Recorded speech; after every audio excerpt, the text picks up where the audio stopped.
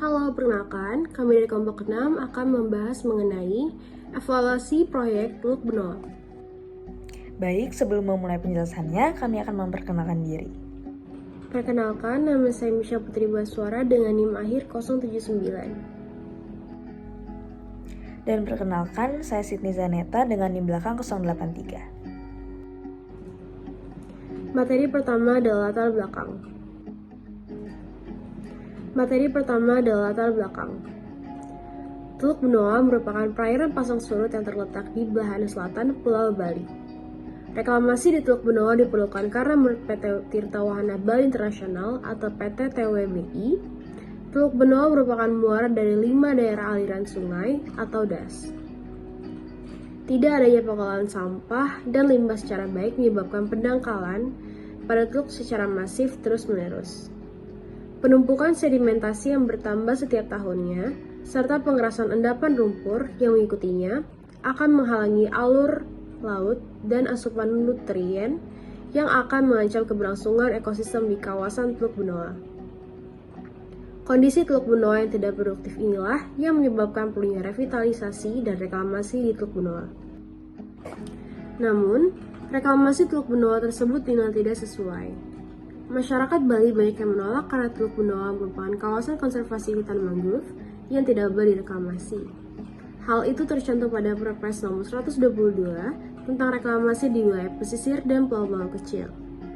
Kegiatan reklamasi tidak dapat dilakukan di wilayah konservasi dan alur laut. Polemik terjadi karena masyarakat pro dan kontra terhadap rencana reklamasi Teluk Benoa.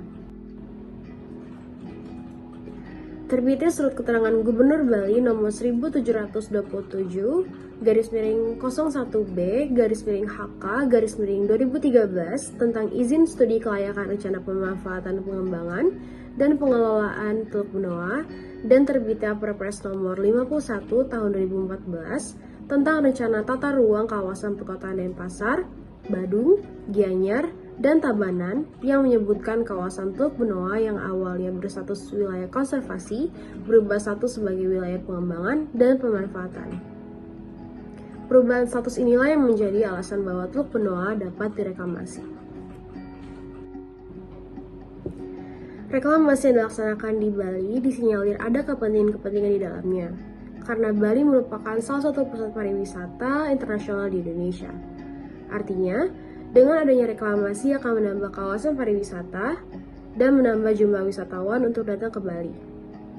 Masyarakat juga meyakini bahwa pihak pengembang akan mendapatkan keuntungan dari reklamasi di Teluk Benoa. Sebanyak 36 desa adat di Bali menolak reklamasi Teluk Benoa. Masyarakat yang menolak reklamasi tergabung dalam organisasi Forum Rakyat Bali Tolak Reklamasi atau FORBALI. FORBALI terdiri dari warga sipil, mahasiswa, LSM, pemuda, musisi, seniman, dan orang-orang yang peduli kepada lingkungan dan bahayanya bila reklamasi dilakukan. FORBALI mengutarakan 3 alasan berikut mengapa menolak reklamasi. Yang pertama, reklamasi akan merusak fungsi dan nilai konservasi kawasan Teluk Benoa.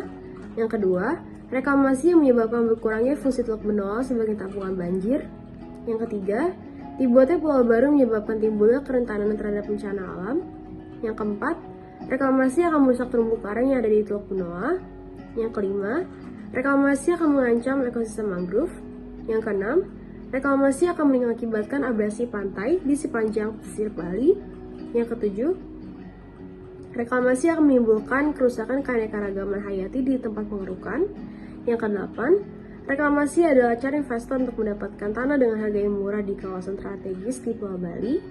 Yang kesembilan, kebijakan pemerintah tidak pro rakyat. Yang kesepuluh, kejenuhan kamar hotel akan semakin parah dengan adanya reklamasi. Yang ke-11, dikhawatirkan terjadi pemberhentian pembangunan di tengah jalan seperti reklamasi Seranga. Yang ke-12, perubahan kawasan Teluk Benoa dari konservasi. Dan yang terakhir, wisata Bali bergantung pada nilai spiritual yang menjunjung tinggi kelestarian alam. Materi selanjutnya adalah tujuan dan manfaat reklamasi. Tujuan dari adanya reklamasi adalah untuk menjadikan kawasan berair yang rusak atau belum termanfaatkan menjadi suatu kawasan baru yang lebih baik dan bermanfaat. Kawasan daratan baru tersebut dapat dimanfaatkan untuk kawasan pemukiman, perindustrian, bisnis dan pertokoan, pelabuhan udara, perkotaan, pertanian, jalur transportasi alternatif, reservoir air tawar di pinggir jalan, kawasan pengelolaan rimba dan lingkungan terpadu, dan sebagai tanggul perlindungan daratan lama dari ancaman abrasi, serta menjadi suatu kawasan wisata yang terpadu. Materi selanjutnya adalah dampak reklamasi. Dampak positif pelaksanaan reklamasi adalah dapat membantu negara atau kota dalam rangka penyedia lahan untuk berbagai keperluan atau pemekaran kota, penataan daerah pesisir, pengembangan wisata dan usaha masyarakat sekitar khususnya nelayan. Sedangkan dampak negatif akibat kegiatan reklamasi yakni dapat mengganggu keseimbangan ekosistem. Perubahan ekosistem seperti perubahan pola arus, erosi dan sedimentasi pesisir berpotensi meningkatkan bahaya banjir dan berpotensi gangguan lingkungan di daerah lain seperti pengeprasan bukit atau pengeprasan pulau untuk material timbunan. Oleh karena itu, diperlukan kajian mendalam terhadap reklamasi pesisir dengan melibatkan pihak yang berkepentingan dan berkompeten serta interdisiplin ilmu yang komprehensif. Materi selanjutnya adalah hak dan kewajiban masyarakat. Hak-hak dan kewajiban-kewajiban masyarakat berkaitan dengan adanya reklamasi telah diatur dalam Undang-Undang Nomor 1 Tahun 2014. Yang pertama ada hak masyarakat.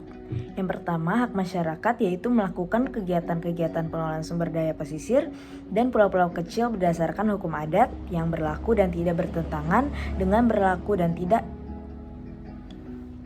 Yang pertama ada hak masyarakat.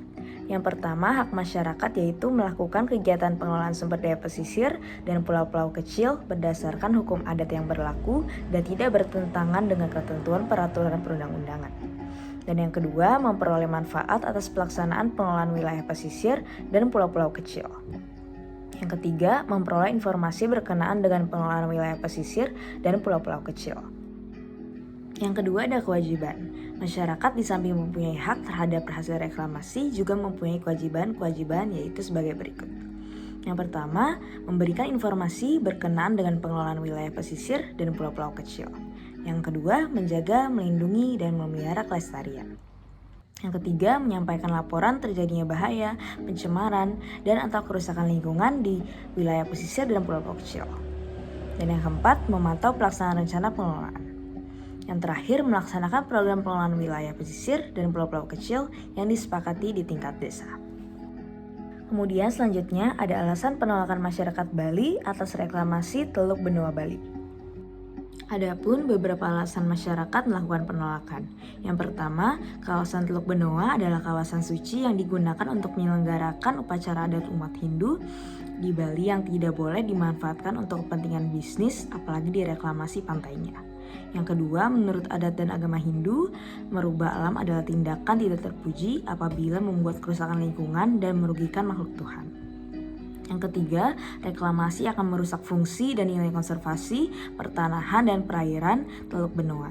Dan kerusakan fungsi dan nilai konservasi di Teluk Benoa adalah ancaman kerusakan keanekaragaman hayati di kawasan pesisir lainnya. Dan yang terakhir, reklamasi di Teluk Benoa akan mengakibatkan terjadinya sedimentasi yang bertambah parah di habitat terumbu karang, dapat mematikan polip karang dan merusak terumbu karang di kawasan sekitarnya. Kemudian dilihat dari sisi lingkungannya, reklamasi Teluk Benoa akan mengakibatkan meningkatnya potensi kebanjiran, kehancuran ekosistem berupa hilangnya keanekaragaman hayati. Kemudian dari sisi sosialnya, para nelayan tradisional akan tergusur dari pekerjaannya dan sumber-sumber kehidupannya. Kemudian kalau dilihat dari sisi ekonominya, reklamasi pantai dapat meningkatkan pendapatan asli daerah bagi pemerintah daerah, yaitu lahan pertanahan dapat dibangun berbagai usaha dan objek wisata. Namun, masyarakat setempat yang daerah mata pencahariannya dijadikan reklamasi mengalami kerugian perekonomian karena hilangnya mata pencaharian. Kemudian reklamasi Teluk Benoa dianggap merugikan masyarakat lokal di sekitar kawasan Teluk Benoa. Baik, selanjutnya ada solusi dan upaya pemerintah atas konflik Teluk Benoa Bali. Solusi untuk mengatasi konflik yang terjadi akibat penolakan Teluk Benoa, maka Gubernur Bali Wayan Koster mengirim surat usulan kepada Presiden Jokowi untuk merevisi Perpres nomor 51 tahun 2014. Koster menegaskan sikap pemerintah Provinsi Bali yang menolak reklamasi Teluk Benua, dan Koster telah berbicara dengan Menteri Lingkungan Hidup dan Kehutanan atau KLH agar tidak mengeluarkan izin AMDAL reklamasi Teluk Benua dan terjadi kesepakatan antara Koster dan Menteri KLH. Kemudian ada upaya pemerintah atas konflik Teluk Benua Bali. Pemerintah melakukan hal dengan mengatur sendiri penyelesaian konflik dan menggunakan resolusi, yaitu yang pertama, penanganan konflik yang diatur oleh pemerintah sendiri. Upaya yang dilakukan adalah yang pertama, pemerintah melakukan pertemuan dengan masyarakat dan pihak pengembang untuk berdiskusi memecahkan masalah terkait dengan reklamasi Teluk Benua. Kemudian yang kedua, pemerintah daerah bekerja sama dengan jajaran Polda Bali dalam keamanan. Kemudian yang kedua, ada penyelesaian secara resolusi alternatif. Penyelesaian konflik secara resolusi alternatif menurut Wirawan terdiri dari mediasi, arbitrase, dan ombudsman. Yang ketiga, ada mediasi yang dilakukan Komnas HAM. Komnas HAM langsung datang ke Bali untuk mencari data mengenai pihak yang pro maupun kontra terkait rencana reklamasi Teluk Benua sehingga persoalannya menjadi jelas. Komnas HAM tidak ingin jika karena rencana yang belum pasti terrealisasi tetapi sudah memunculkan spekulasi dan akhirnya berujung dengan konflik. Kemudian yang keempat, ada penyelesaian melalui ombudsman. Ombudsman RI membentuk tim khusus untuk meninjau proses administrasi reklamasi di berbagai wilayah Indonesia, termasuk di Teluk Benua Bali. Baik, sekian dari penjelasan case study mengenai evaluasi proyek Teluk Benua Bali. Kami memohon maaf jika ada kesalahan kata. Terima kasih.